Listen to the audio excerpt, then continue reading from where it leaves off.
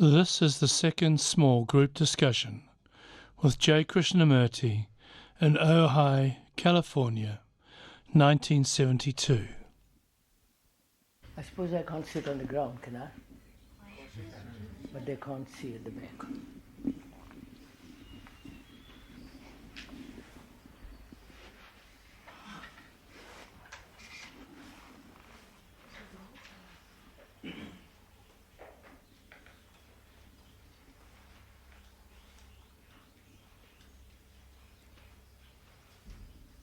Shall we go on where we left off yesterday?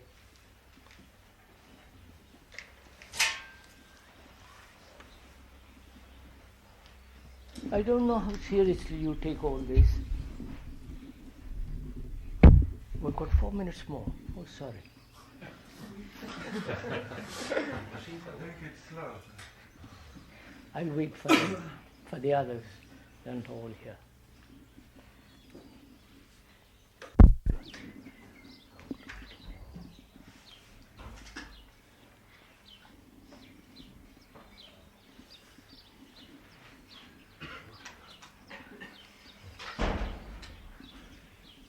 As I was saying, I don't know how seriously you take all this and how deeply you want to go into this. Problems which we were discussing yesterday morning.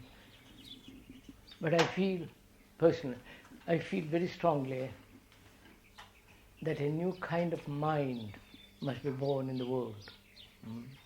A new human being. And perhaps we could set the ball rolling ourselves.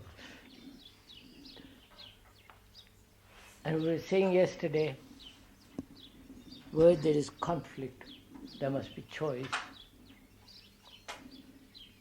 And whether one can live in this world without any conflict at all.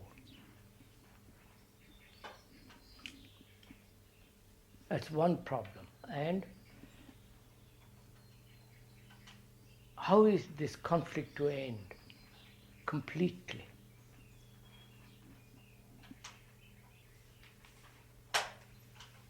Inwardly, we are fragmented, we are divided in ourselves, and we are not a harmonious whole. And I don't think it can be brought about by any action of will, choice, determination, or any kind of discipline, control. All these imply various forms of effort, strife, suppression, and so on. Which what the world has gone on for centuries and centuries and centuries. Every religion has offered this in different forms. Every school, every guru, every teacher has set this example. Now we are trying to do something entirely different. Whether we can educate ourselves, and so the few we come into contact with, to live a life that is really deeply harmonious, and therefore non-fragmented, non-contradictory, and so on. How do you think this comes about?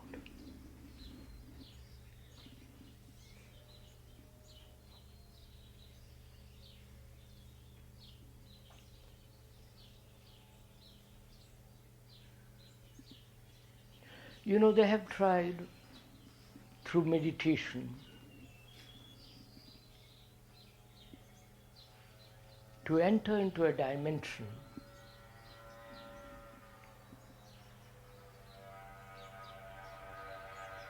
which then can operate on this dimension.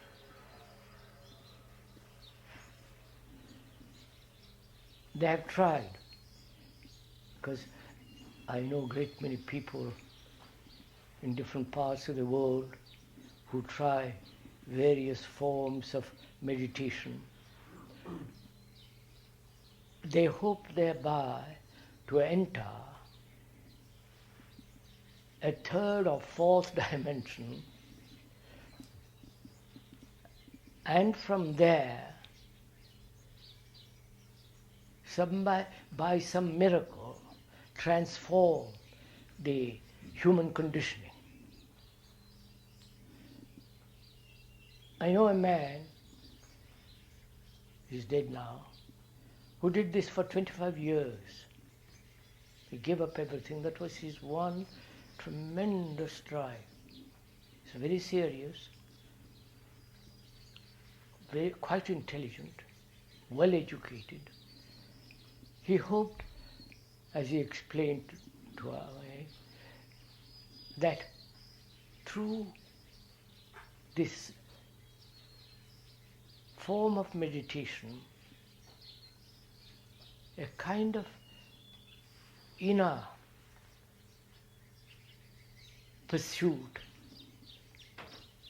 inner examination analytically, come upon that thing which would completely change his mind and heart. And he spent 25 years, you understand? It isn't just a plaything you pick up one day and drop the next, as they do in this country. He gave his life to it. And when he came to see us, he said how terribly mistaken he was. You know, which is a great thing after spending 25 years. Because he came to one of the talks and listened, and he saw for himself how dreadfully deceptive that is. And he dropped it completely the next day. You know, that requires tremendous courage. So, they have tried every form of meditation,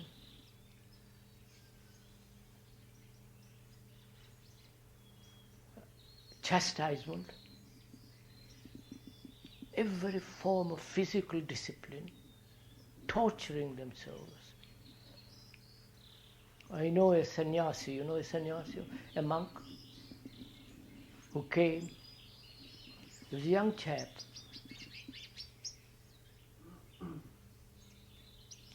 Nice, friendly, nice looking.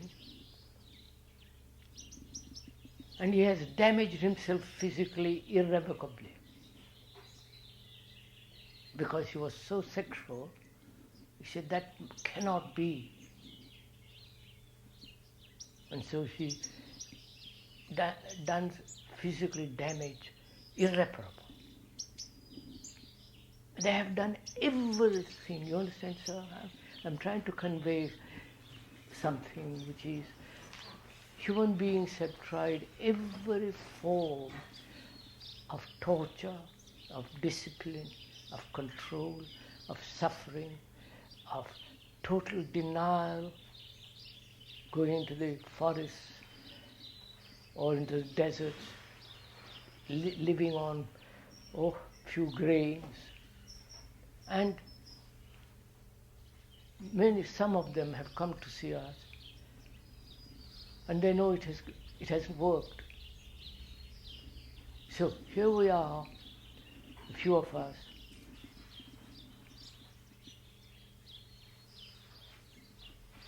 knowing all that, knowing the absurdity, really, the childishness of all that, the immaturity of all that. At least I know it for myself, because I have watched it, and I don't know if you are aware of all that, and if you have watched it. Then what will you do? You try that path, that system, this method, that guru, that, window shopping all over the world. Read, quote, join this group, that group, endlessly going on. At the end of one's life, or at the end of one's exhaustion, one says, there's nothing more to do, shoot oneself, commit suicide, or become again so totally worldly. You follow? So what is the thing that will bring about a flame in us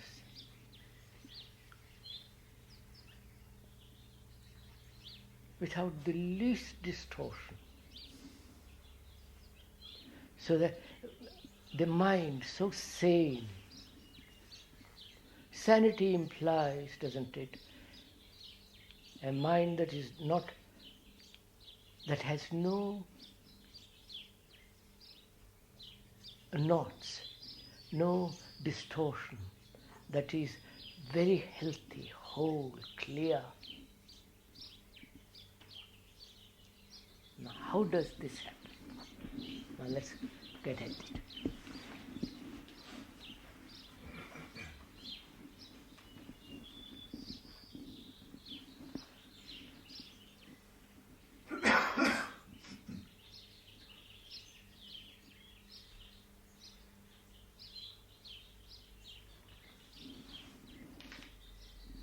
So you spoke about two different things.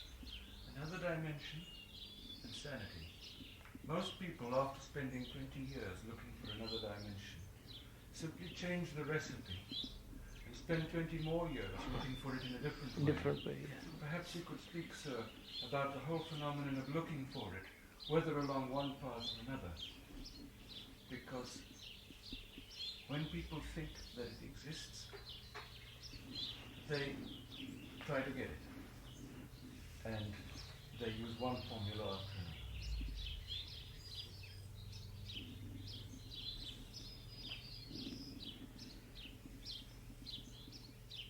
They all have. You know, I'm talking of those people who are really very, very serious, you understand? So it's not just plaything for them. Dreadfully serious people, with their hearts broken and their minds totally destroyed. I know so many of them. And I've really wept with them, you understand, sir? When they see what they have done, and they see the utter wastage of their life. Because they all start with a preconception that there is a dimension, that there is some state, moksha, nirvana, heaven, liberation, and so on. There is a state which you must come at any price. You must reach through any endeavor. It is their myth. This myth holds them, you understand, sir? They don't dissipate, they don't waste, it maintains them. They eat very little, no sex, no smoking, no worldliness, nothing of that kind, because the myth is so strong, whether it be Jesus myth or their own particular form of myth. So they start with this concept, and they are reaching out for it night and day. They try this concept, that formula, you follow, one after the other. I won't go into the people I have seen all over the world who have done this. You know, I met a man, this will be the end of the story, we'll go into it. He was 75 when he came to see me. He'd been to all the ashramas in the world, literally, monasteries in Europe, followed Gandhi, went to various impossible ashramas which became concentration camps, And at the end of the 75 years, he said, really, I haven't found a thing. You understand? Not a thing. And if I wish I could start all over again, because I wouldn't do any of those things. But it's too late, finished, because you're getting very old. So, the moment one has a conclusion, a concept of an ideology, that leads to illusion.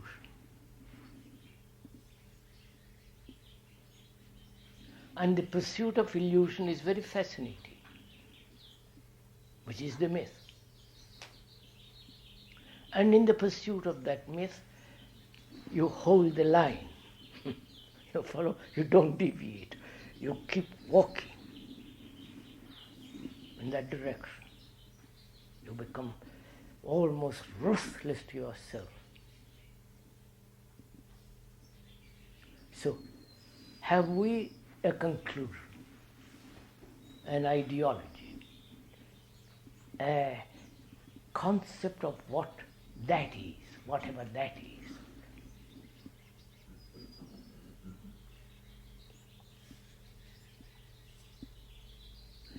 And because of that ideology, concept, myth, formula,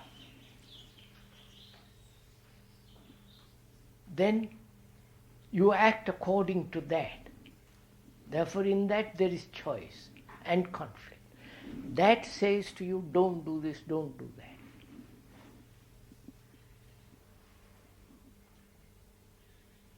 And that is projected by my hope, desire, frustration, longing, my fragmentation, my tears, and everything. You understand? So that is going to dictate my life, and therefore I choose all my life. I live in constant conflict.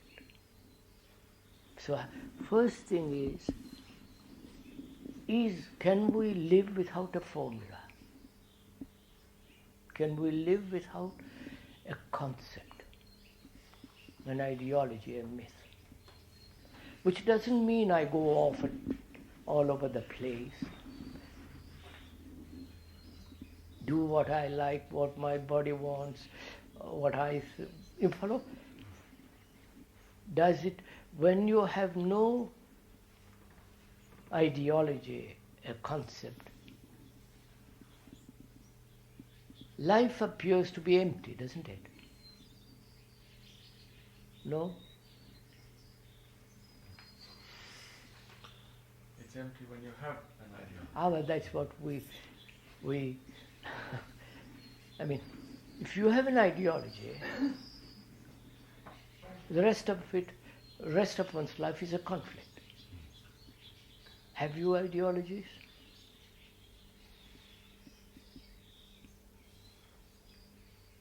Do we not need to make some assumptions? Why should I make any assumption about anything?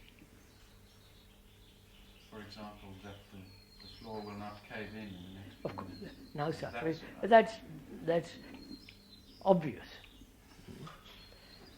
I don't assume the floor will cave in. Earthquake may come in the sea. I hope not. And cave in. But there is no assumption in that. If it happens, I'll see what I'll do then. Why should I have any assumption about myself or about the other dimension? You see, that way you start with a clean slate. You follow, sir?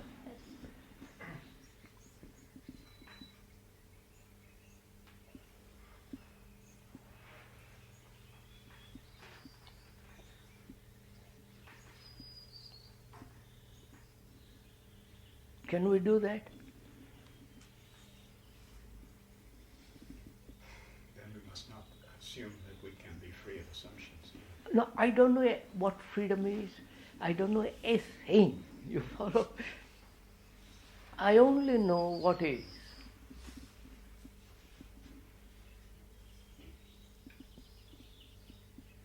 And can what is be changed? That's all my concern. You follow?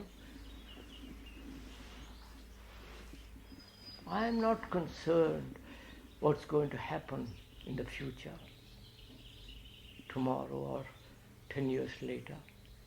I don't know anything about God or truth or love. I don't know a thing of goodness. I only know what is actually going on in me and out there. Is that barren?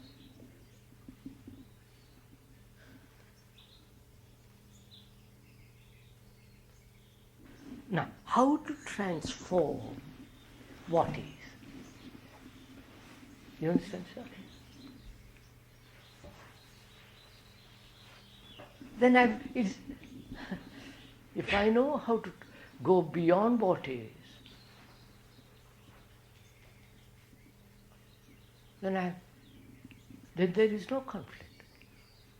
It's only when I want to transform what is into what should be, or what is into what the world or the superior entities demand, or change what is into the myth that I have, or change what is into an ideology, then the conflict begins.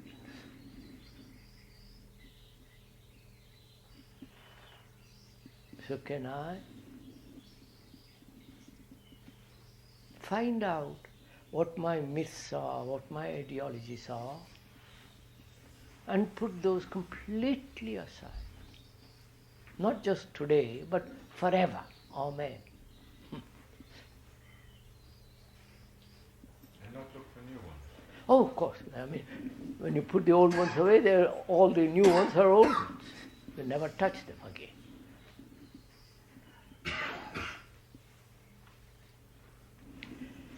All right, so let's take that and go into a little bit.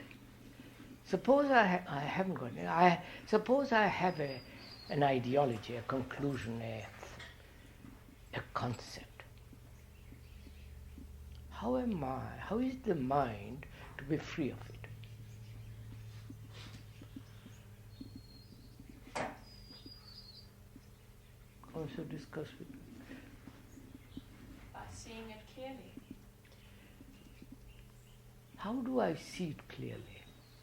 First of all, why do I have a concept? What is the reason of its existence? Your past. The past? Partly our culture, we're brought up to have a concept. I mean, you are saying education, the parents, which is the past, the world, the whole world, it has this education, the past, this concept. Why? I know the parents have them, grandfathers, he followed back, and they hand it down. Why do we have these formulas? Why do we have them? What is the need for them? Confidence in themselves. Go into it later. Just go into it a little bit. What is the need for them? Why do you have them? Because of fear, we want a sense of security. Is that it? You are seeking security in a concept. Which means, what is a concept? Some idea that you follow. But please go into it a little bit. What is a concept? It's something that's come out of your own mind. To conceive. The word to conceive. Who conceives it? You bring it to birth. You bring it to birth. Who brings it? The me. Madam, Mind. who brings it?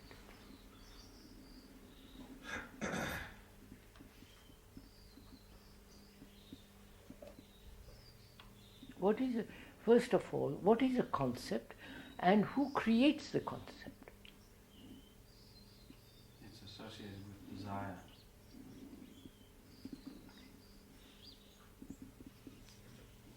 It's a social abstract ideal, I think. It's something that society holds as an ideal, normally held in an abstract sense. It is an abstraction, isn't it? Yes. All right. Why do we abstract life? Because there is no basis in what we know in reality. And therefore, also I think it's easier for people to imagine individually whatever this idealization is without having any specifics that they could argue over. Sir, if I may, I'm not being personal. Have you got an idea? A concept, a formula? Huh? I think so. I mean, now, why do you have it and how did it come? Training, I think. Huh? Training and admiration. Wait, go slowly, sir, go slowly.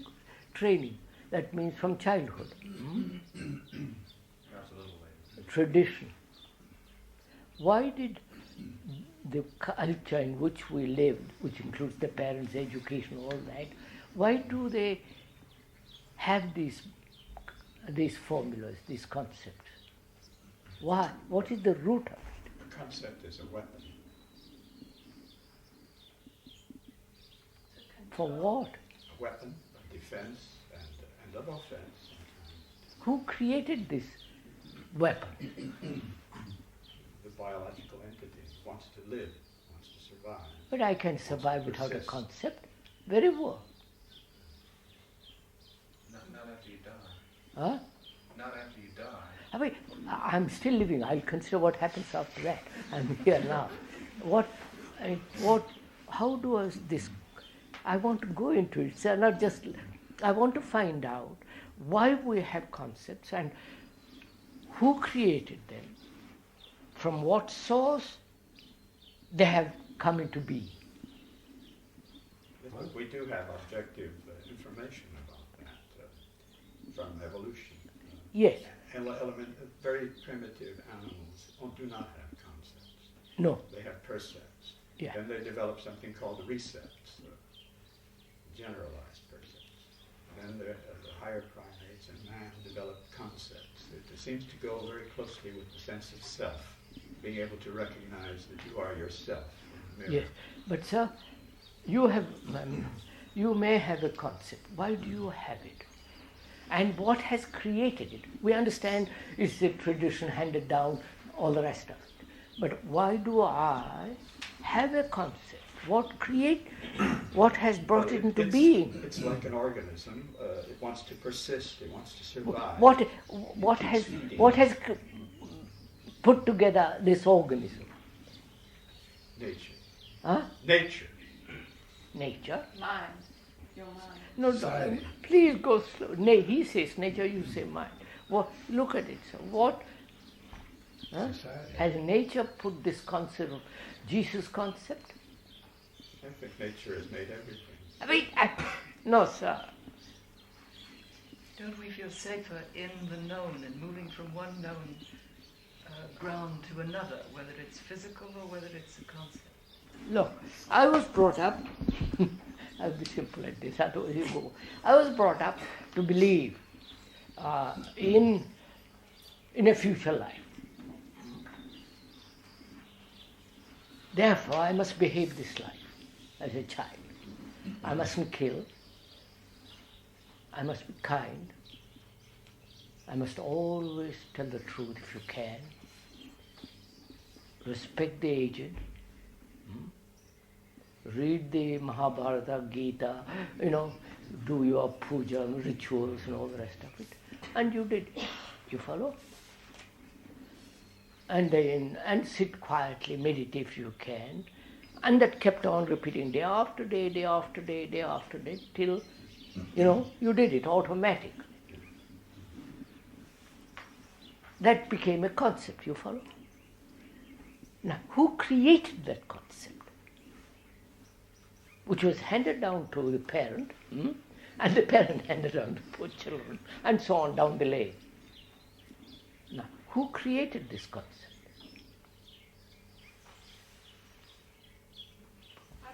would say who created it or what. It seems to me that there's a great deal of fear. No, yes, fear. So you mean say fear created this? Yes. Huh? Yes. Now wait. What is fear? Go slowly, please. You understand? I want to find out if, instead of dealing with removal of concepts, trying to substitute one formula for another or one ideology for another, I say, if I could get at the source of it, you understand, the root of it, and look at it, operate, pull it out, then this whole structure is finished. Is not thought the root of it? I want to find out. Don't say, is it not? Then you're lost. I want to find out. You say fear. Fear of what? The unknown. Huh? The unknown. Fear of tomorrow. The future, the unknown. I don't know. Let's wait. Fear of tomorrow. Fear of something might happen. Fear of life. Fear of living. Fear of my son dying. Fear of myself dying. Fear, right? What is this thing called fear? Out of fear I create an ideology, belief, concept. And if I could understand the whole nature of fear, I've finished with you follow? Yes. Now what is fear? Don't tell me all the animals have animals. You have fear. Why? What does it mean? You see, sir, if we could really go into it, finish with it, and say, well, I'm free today, thank God of all fears. I give a reason for the fear. That's one reason it hangs on. I give a reason for it. I say I'm afraid of this. No, sir, I know. I'm asking, you're afraid, aren't you? Yes. Now, why? What does it mean to be afraid? Vulnerable. Huh? Because I'm vulnerable. You are? I'm vulnerable. Things can Vulnerable to what? many things that cause fear. Is that why you are afraid? Yes, I'm weak. Because you are vulnerable? I'm weak. No, you're not. You say I'm weak. Why are you weak? Outside influences No, counter. why are you weak? What makes you think you are weak? Because you see somebody strong?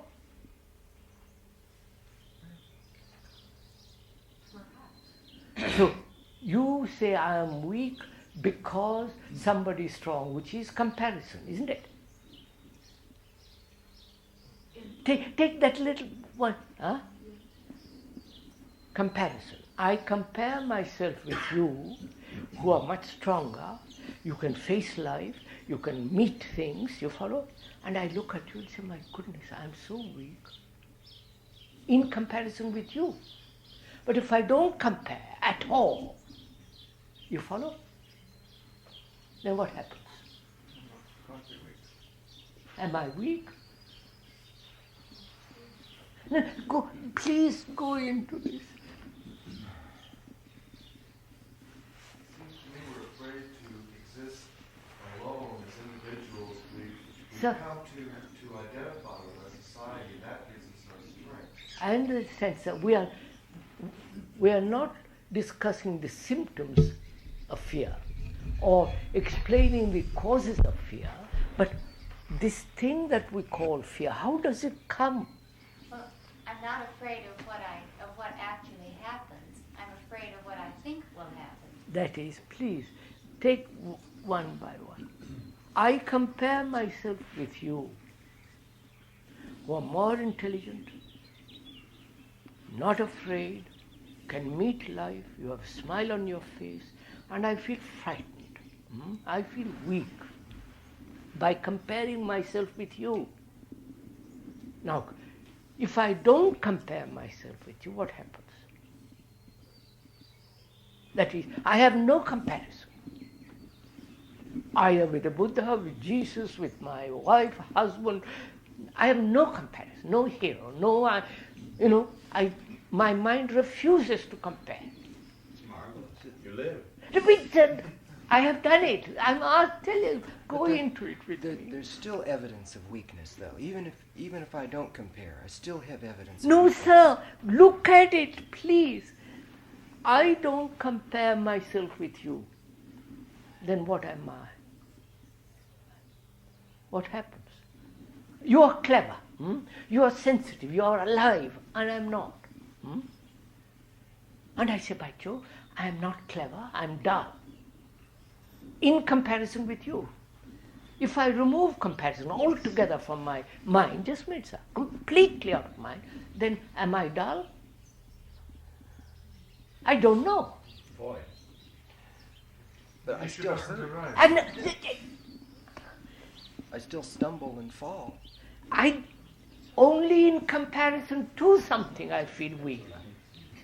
Only in comparison to somebody who lives beautifully, who has got marvelous taste. And say, my God, what an ugly taste I have.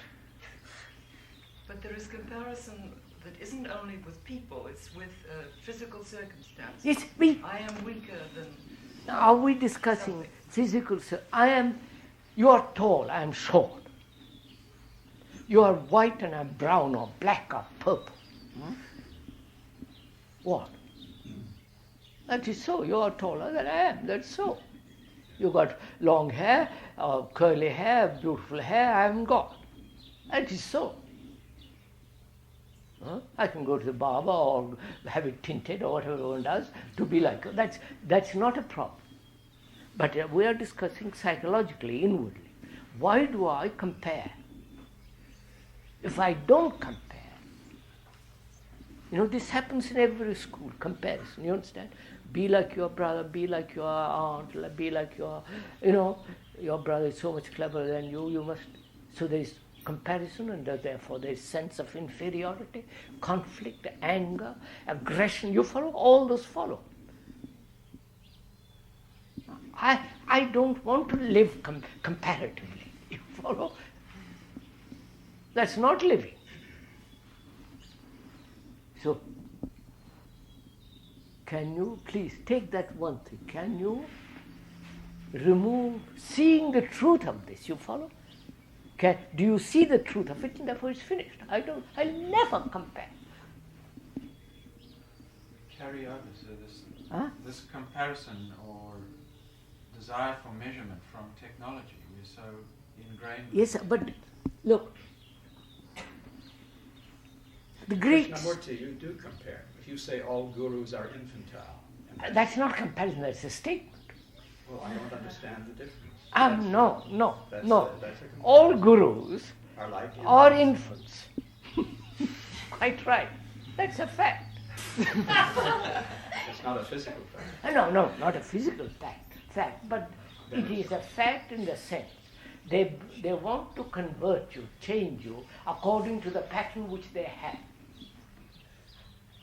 Or they think they know and you don't know, therefore follow it. Is that like an infant?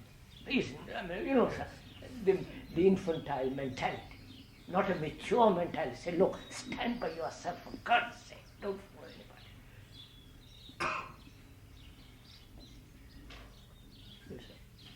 By refusing to compare, you also include refusing to compare yourself with yourself. I'm coming to that. So see what is implied. I don't compare myself with anybody psychologically. Then I begin to inquire, do I compare myself with my previous experience? Do I say, by Joe, I'm better today than yesterday?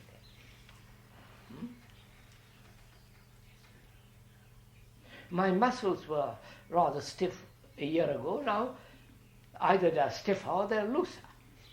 Isn't that a fact? I'm more supple. Wait a minute. I can notice that, practice, exercise, you follow, and make myself more supple. That's not what we are talking about. We are saying when the mind measures itself against another mind, which is generally the comparison, measurement, then there is conflict. I feel terribly inferior because I am dull. You are a success because, and I fight, struggle. I see that. I see the falseness of it, therefore the truth of it, and therefore I say I won't compare anymore.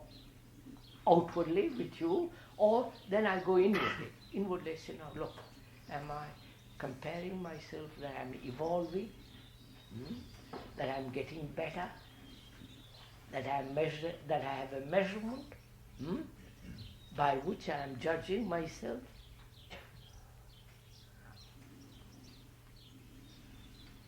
Have you? Yes. Sure. Therefore you are in conflict. It seems that in order to avoid living comparatively, you have to have absolutely no interest in being anyone or anything except what you are. I don't know what I am. I won't compare. It's finished. I can't not I won't. It's finished. I can't compare myself with anybody. Because I see how false it is. Even stating what one is a comparison. I don't know what, you see, look sir, I see you are clever, intelligent, psychologically, and I am not. And I say, by Joe, I am dull. I see that I am dull only by comparing myself with you. If I have no comparison at all, then am I dull? I don't know. Right? I'm not dull. I don't know. Then I begin to inquire what I am. I can't inquire what I am if I say I am dull. It's finished. We're all tremendously attracted by this because it smells of freedom. At the same time, we're caught in the trap that the outer world seems to involve comparisons all the time. So I compare when I put on that's it. Necessary. That is normal. I have to I compare between two cars, a Mercedes and yes. Well, where do we draw the line? Where do we draw the line between outer and inner? A Ferrari. So I compare. That's all right. And if I have money, I buy it. If I don't, I'm jealous of each, and I fight that. I'm saying the mind is always measuring itself against another and in itself. Now, can I remove the measurement? Can the mind be free of the measurement? No, just look at it, son. Just look at it. Don't say yes or no. Just look at it. Is there an opposite of comparing? No. What is the opposite of comparing? No, that's what I was asking. It's a particular action which one doesn't have to do.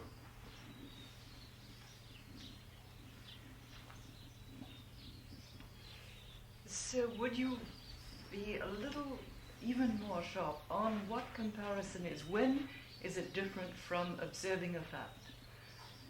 To observe a fact, look, I observe the fact that I'm envious. Huh? Now, if in this matter of comparison with, say, another person, one can observe a mongoloid child and make the comparison, if you will, or the simple statement of fact that anyone in this room, oneself, is better endowed than the mongoloid child. Now, that is that a fact or a comparison? That's a fact. Well, then, what is the quality that gets it into the realm of comparison? Is it what one does with the fact? In other words, yes, is there a self? What one does with the fact. Just listen to what he said, sir. There is a fact in front of you. Not trousers and motor cars and other things. There is a fact that I lie. That's a fact. Or I'm envious. That's a fact. Now what do I do with that fact? Do I measure it? I do. I say to myself, I oughtn't to tell a lie. Or it was justified in telling a lie. Or it was necessary to lie to protect somebody. Or it was necessary to lie to protect my idea of what I am. And so on. As long as I have a psychological measurement, the fact is never transformed. Are you saying as long as I am using that psychological measurement for ego, some ego action, is that, would That's that right. be correct? That's right. Isn't it the question to ask, when does comparison become a problem? And if one sees that it becomes a problem, then can it be ended? Rather than trying to root it out, which may not be necessary unless it's acting and causing a division. Quite right, sir. But what I'm saying is, sir, you measure, don't you? Some measurement is a problem, some isn't. You measure. You have the capacity to measure. Can you look at the fact without measurement? Then what is the use of measurement? Well, there's a certain technological use. And but that, no. don't bring all that. That's understood. But again, could you define measurement in that sense? Both of them are asking, when is measurement mischievous? Is that what you're asking? What is the quality of measurement that makes it harmful? You said Not harmful. Moment I try to change the fact into something else, it is a measurement. It's mischievous. And natural, all the consequences of it. By changing to something else, do you mean that I try to use that for my own purposes? But yes. Or in some way That's distort right. it to That's make right. me You see, feel now better? look. It's very interesting. I'm getting out of sorry, The Greeks, their whole outlook was measurement. Their philosophy, their way of life, their buildings, it's all measured. And that spread to the West. And whole West, including America and all the Western civilization, is based on measurement. The Hindus went at it the other way. That is, they said Ma, Sanskrit word, Ma means to measure. Therefore, out of that Maya, which is illusion, they said measurement is illusion. I don't know how. See the beauty of it. So they're Greek on one side, the Hindus on the other. Because the Indians exploded over Asia much more than Greek exploded on the West. They said Maya, that is illusion. Ma is to measure. They said that measurement is always illusory. Because you can invent the measure. Say, this is great, this is not great. You follow? You can measure it. They said there is, this is what after talking to many people, I've seen this. They say, therefore, one must seek the immeasurable, you follow, sir? Which is not measurable. You must seek the immeasurable. The Greeks, measurable, the Indian mind, non-measurable. Now, may I go on? The measurable to the Indian, the ancient Indian, was to find the immeasurable. You have to go through thought. You follow? Therefore, control thought.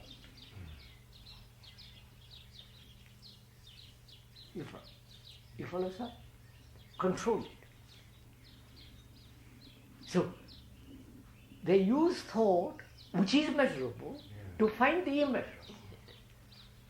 You follow it? And thought is always measurable. And comparison is thought.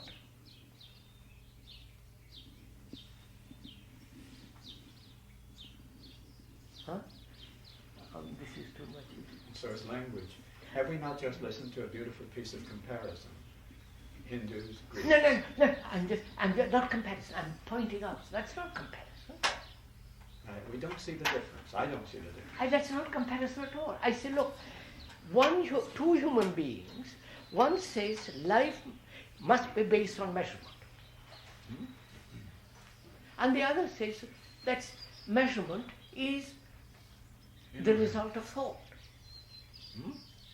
Yes. Thought is limited, measurable, and thought can never find the immeasurable. Yes. That's not comparison. Two human beings are stating these things. So most of us consider that comparison. No. I'm not comparing. I say that's a tall tree and that's a short tree. There is a comparison.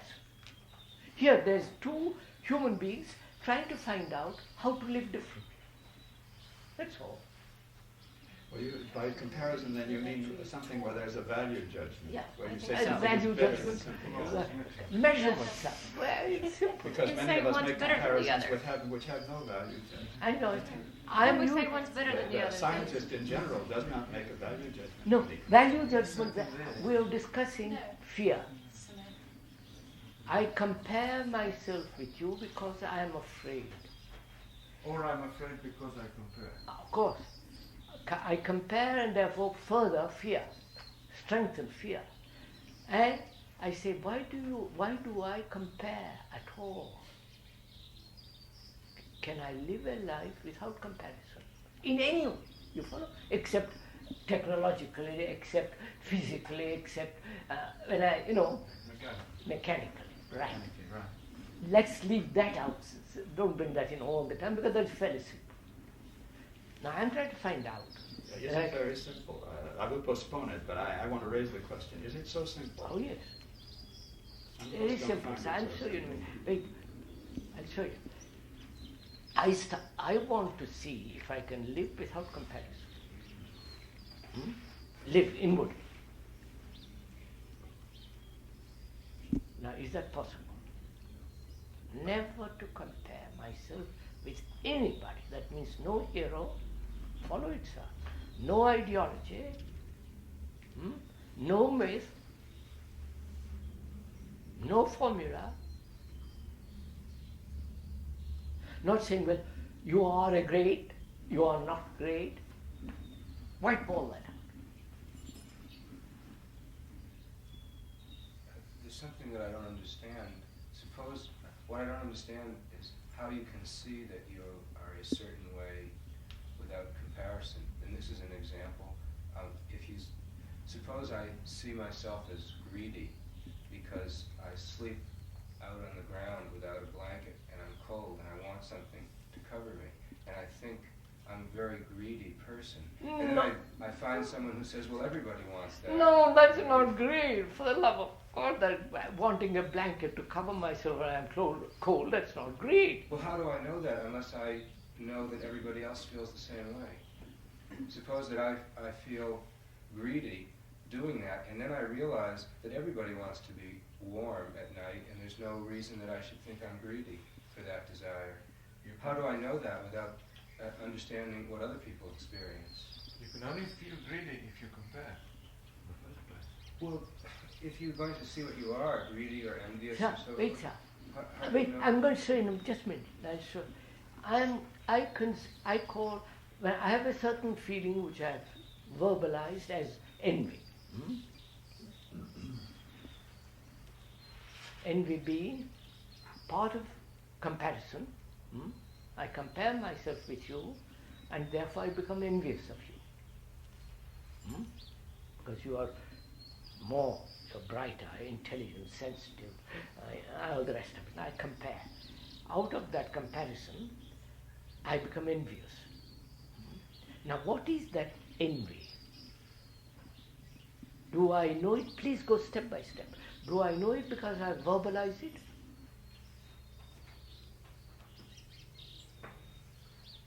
You know it because you verbalize.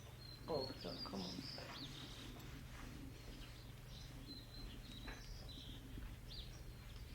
If I didn't verbalize it, You may know it because you feel it. therefore, is feeling different from thinking?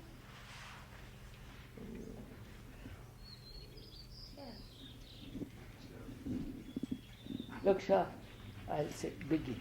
I'm envious because I've compared.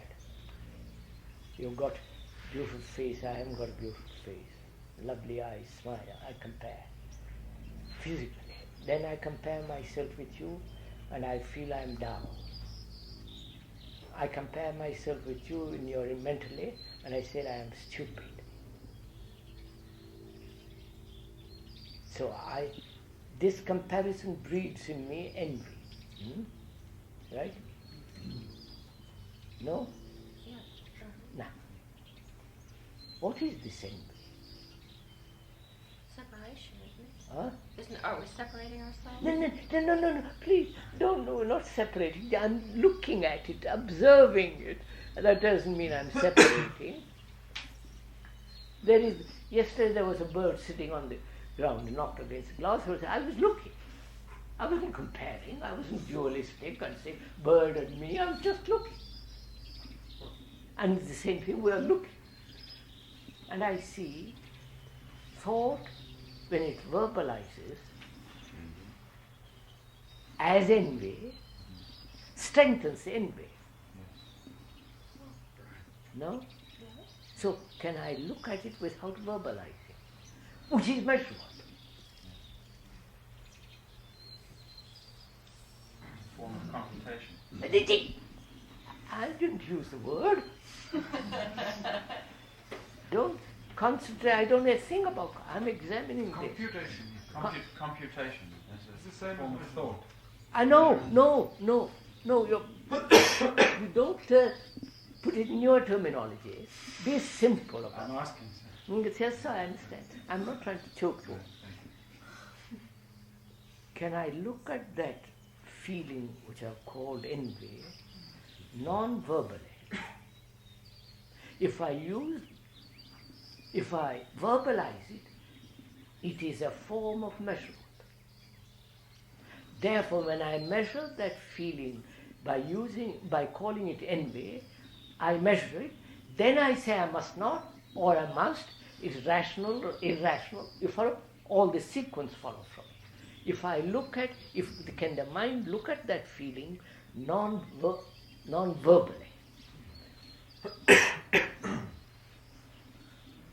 Which means not measuring it.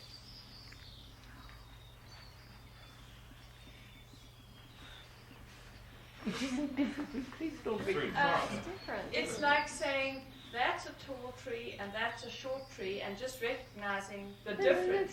But not saying that tree is taller than that tree. Yeah, that tree is tall, that tree is short, and when I say I prefer that and I don't prefer this. Or you are tall and I am short, that's all right. But when you say you are tall, I wish I were taller. That's preference. Yeah. Wanting to be something which is not. Or not. Which is I am short. Short. I may compare myself with you and say I am short. If I don't compare myself with you, I am what I am. Then there's neither acceptance nor rejection. It's just there. Yeah. That's all. Yeah. Therefore, I say, wait, go further.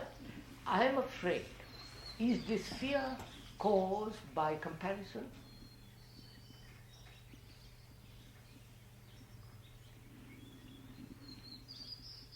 Wait, don't say yes.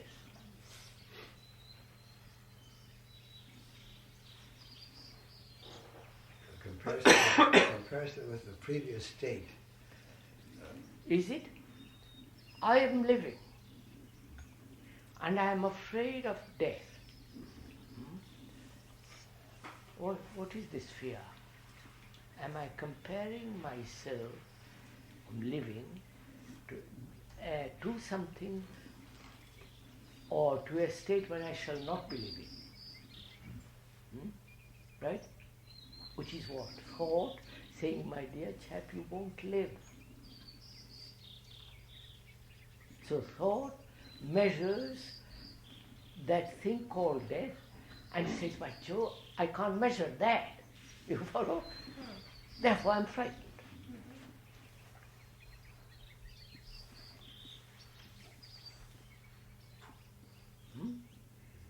So if I don't measure, you follow, sir? Then I'm afraid of death. Or you come on, sir.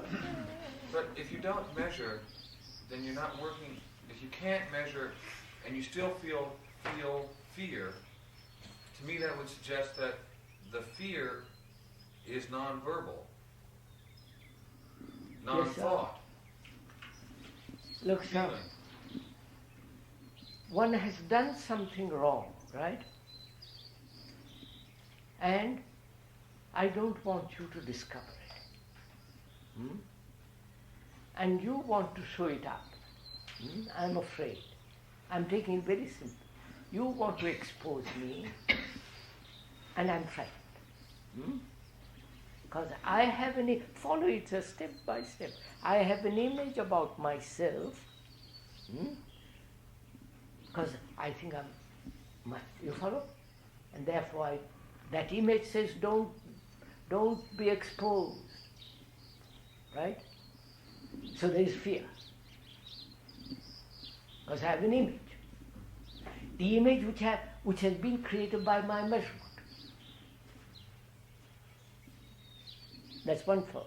The measurement of death, which we just now discussed. Then there is public opinion which says you must not. Again, you follow? All these are forms of measurement which thought has put together and creates fear in me.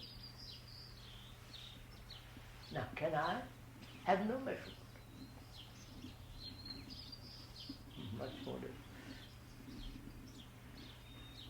And therefore, I have to look at myself and see what actually is.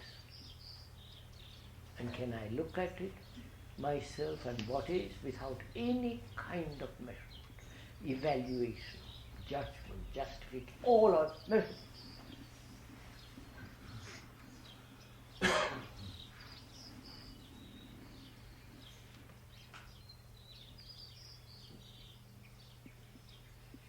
And I said, well, I will be what I am.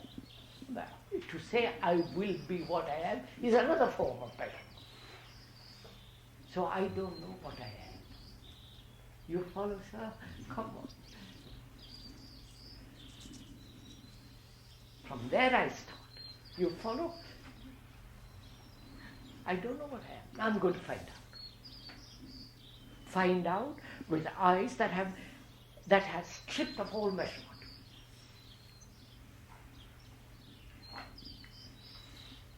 Can we proceed from will you do this? Come on. No, not theoretically, actually put your teeth into it. Why do we talk about this in the terms of our eyes or what we see? That's merely a form of verbalized communication. You can say, well, eyes to see. Now, sir, to see, I see the tree visually with my eyes. Do I see myself visually? Can I see myself visually?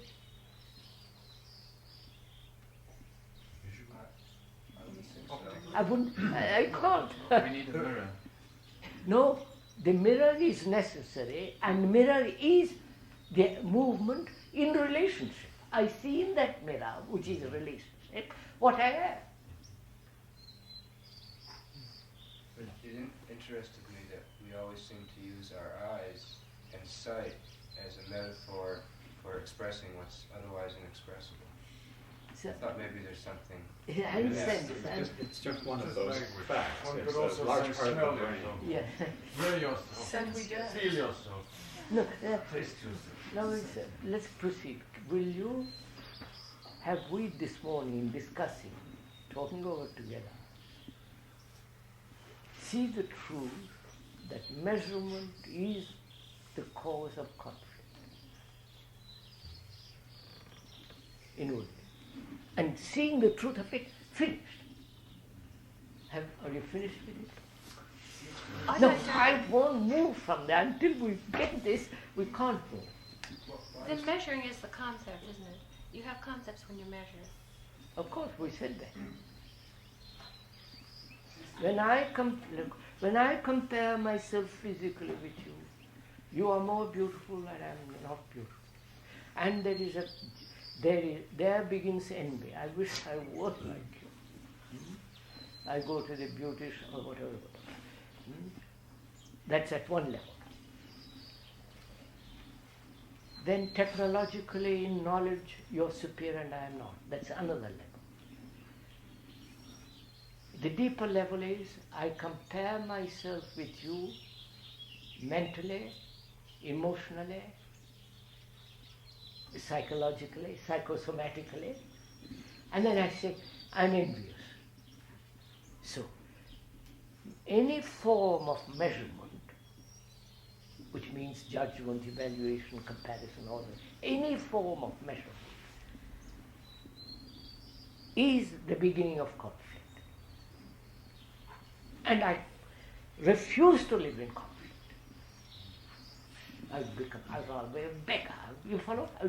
I will not come into conflict. Others may come into conflict with me, that's their affair, but I refuse.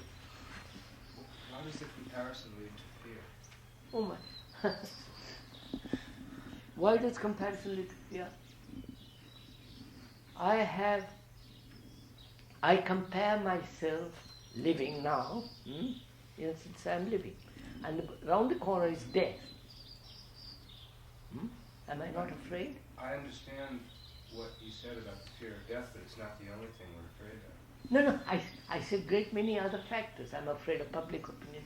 I'm afraid of what people might say about me. I'm afraid of my wife, my husband. I'm afraid of, dozen things. All that comes from comparison, from measure. Partly. Not just one thing. I mean, Sure. I just took measurement as a form of fear. That's all. How does the fear of what others think of you come from that? I have an image about myself. I think I'm a very great man. And the public, any statement to the contrary creates in me fear. That. What are you afraid of? So, I think I am a great saint, right? And I have done something in the past. Which I Other people think that too. And I have done something in the past, I'm afraid. But this is so, don't you know this? Oh, you mean you would not think you were a great saint unless you had done something that you were afraid of to make you think you're a great saint to escape No.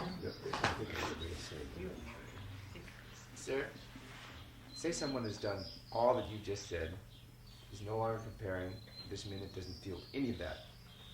They wake up the next morning, the process is occurring, they can actually watch it occurring. What has actually happened to them at this moment? So, look, now you're sitting here. Don't take tomorrow morning. Here now. Are you free of comparison?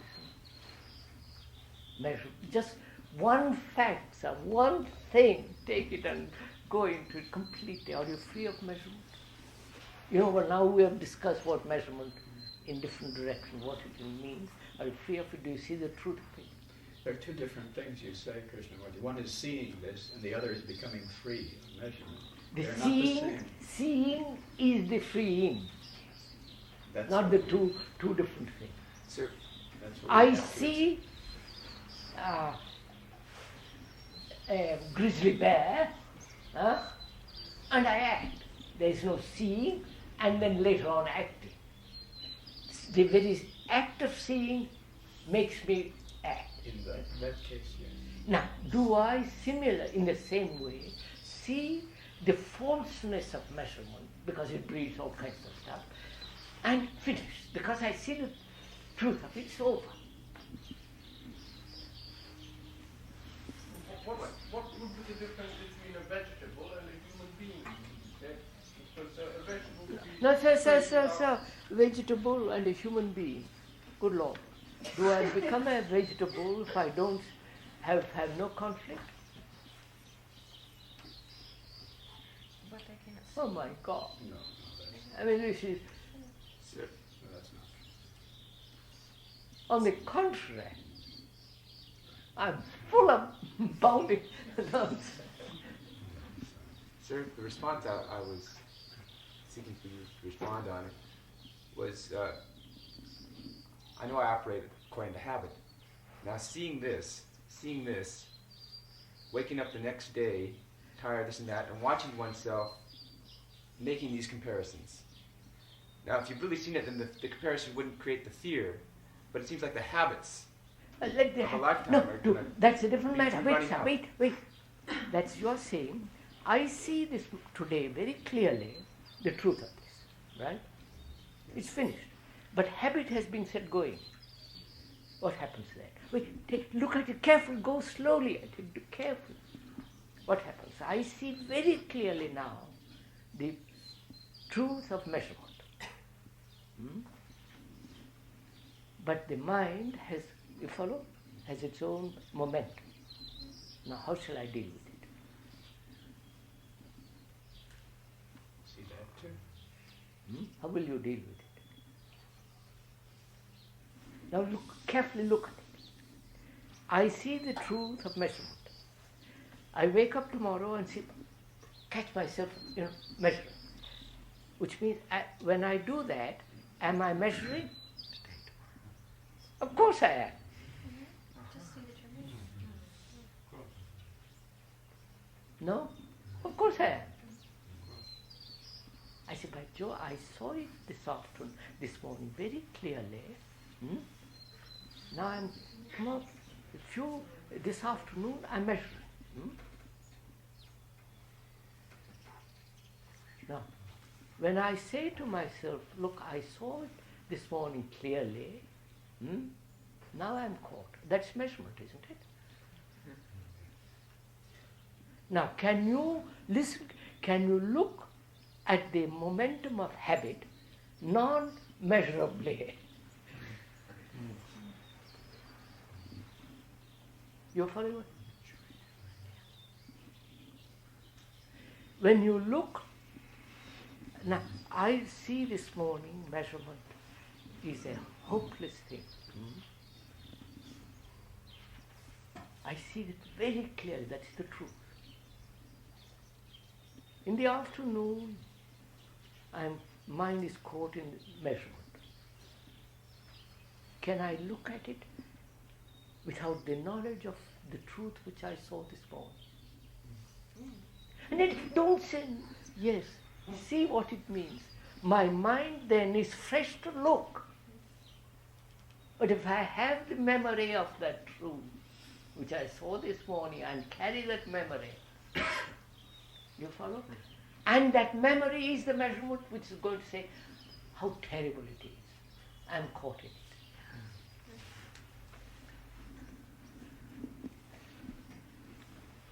Is it the memory that is in danger, or the fact that you want to go back? That's right. Going back. I saw it, and I see it later. Which means I want to maintain the clarity. Then you are lost. You follow? Then it becomes a memory. And see the truth of it and finish. So this afternoon, you see the truth of it. You follow? So there is no measure. You are then free from measurement all along. Go outside. So can we look at this, go into this a little more? We said this yesterday and this morning. Conflict implies choice. Choice is essentially measurement. See how it's all related, marvelous. Now, can the mind be free of measure? Not perpetual. If you desire it perpetually, it is greed in the form of me wanting to maintain this perpetual truth, which then becomes false.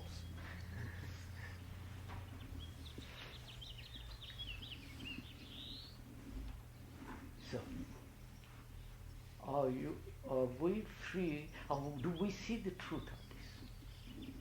Even for 10 seconds,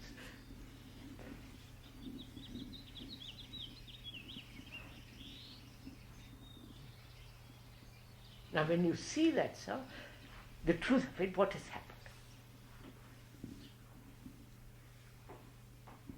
When you see the truth that measurement is a false process is a process which breeds conflict. When you see the truth of it, what takes place? Learning. Huh? Learning. No, look at it. Fear. I find myself wanting to hold on to it. They're all that a second later. Oh my Conflict God. ends at that. See, yes, sir, but see, I'm asked, sir, look. You see what measurement does. See it, feel it. No, you see it as you see it, as clearly as the pattern of that cup. In the seeing of it, what has happened? At that second. No.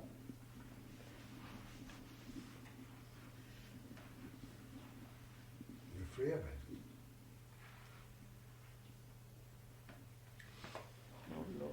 Do, please, do. Look, sir. When you see the false, what takes place?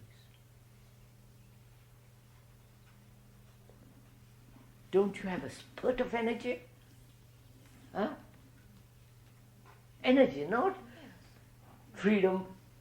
Energy, which is entirely different than when, I'm comparing, than when you didn't see clearly.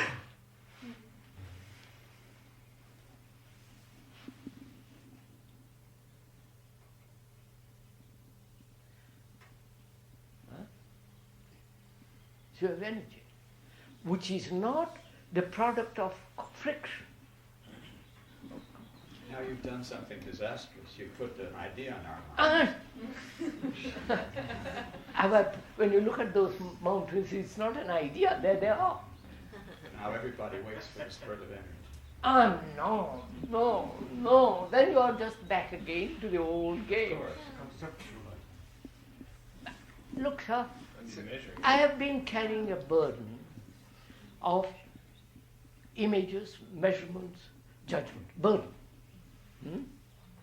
All my life. And somebody says, look, what a silly thing to do. Put the thing away from you. For a few seconds, I picture how marvelous it is. That's all. Yeah, but when you ask what happens, that's what's happened. I know, but it's hard to know how to tell you what happens. But I've told you. Yeah, all right, you've told that, but I'm saying... Why don't you tell me? Because you know, what happens? Well... There is a release of tension. That's right. That's listening, though. Partly. Does that energy perhaps come about from the sense that you're out of the prison, so you have more That's energy? Right. That before Somebody tells me on my journey with all this weight on me, say, look, my dear chap, why do you carry all that stuff? What for? And you suddenly realize, quite right. And put it down. Huh? What happens? That's all. You feel light, you jump, you walk much faster. But later on you pick it up.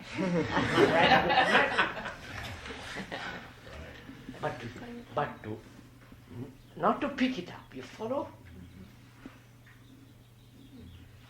Seems to me I'm still going to have comparison as long as I'm searching for pleasure. Because as long as I have that need for pleasure, I'm going to be saying, how can I get more pleasure? And even though I see comparison and what it is, unless I understand the nature of pleasure, it's going to come back every time. But if you see this, sir, once you see this, the beauty of it,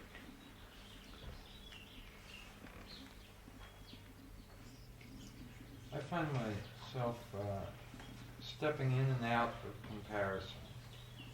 That there are moments when there is none comparison. And then other times when subtle conditioning takes over, moments of non-awareness, that the comparison slips back in. No, I won't. I can't. It won't. Once you see a snake, a rattler, you're watchful when you're walking. It doesn't mean you won't see one again. In a desert or in the mountains, and you know they're rattlers, and you watch. You don't say, I must be careful, I must train myself to be watchful. The very snake says dangerous, therefore be careful. In the same way, see the measurement as the greatest danger, and you watch it. That's as long as I'm watching. And then, first you must see the truth, and then you're watching. It's not 20 past 10. Do we stop? We're now 10 minutes more. 10 minutes.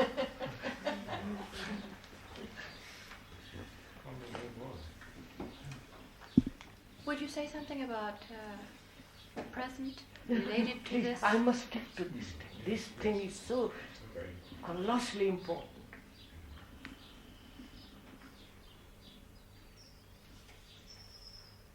See, I have talked this matter over in different way and in different context with a Hindu who is very scholarly, very bright, very intelligent. To him, immeasurable as to the Greek. I'm putting facts, not comparing. To him, the immeasurable can be approached only through the refinement of thought.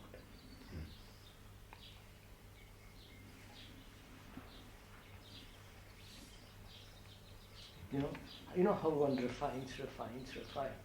You won't eat meat, you follow smoke, drink, you won't do this, you won't become ascetic, austere. You follow tighter and tighter and tighter and tighter, and hoping thereby slip through.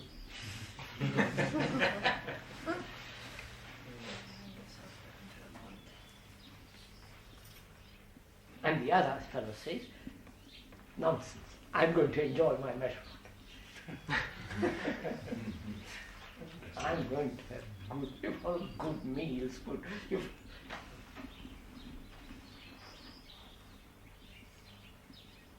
do those people usually come around? Yes, sir.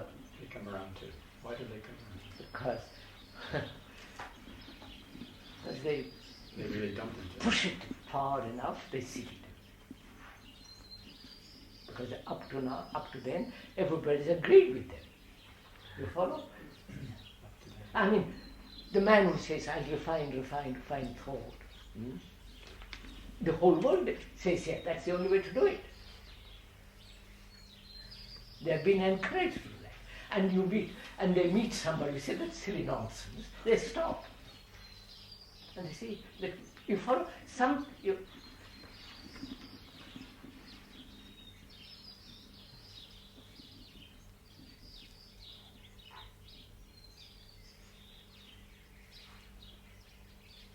so then you see, to go one step further. thought is measurement. So when measurement, when you see the truth, when you see the falseness of measurement, thought is in abeyance. No?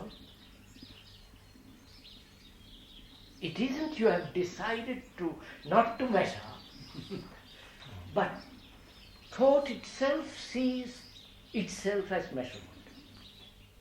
Of course. And therefore thought is being silent, it sees the truth of it.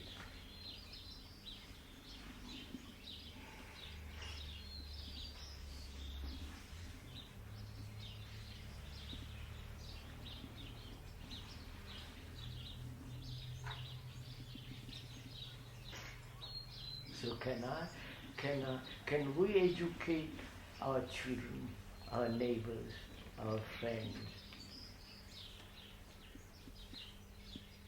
Educate, to see the importance of a life without measurement.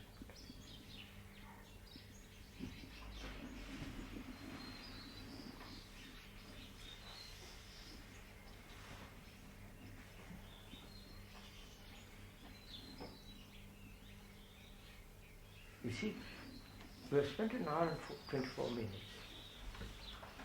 but together, and we didn't deviate. You follow, sir? We said, let's stick to this thing and go right to the end of it. You're being forced. But you're willing to be forced or willing to go into it. But the average person says, what are you all talking? It's a waste of time. So if we have to create a new generation, you follow? And we have to. I think that's enough, isn't it?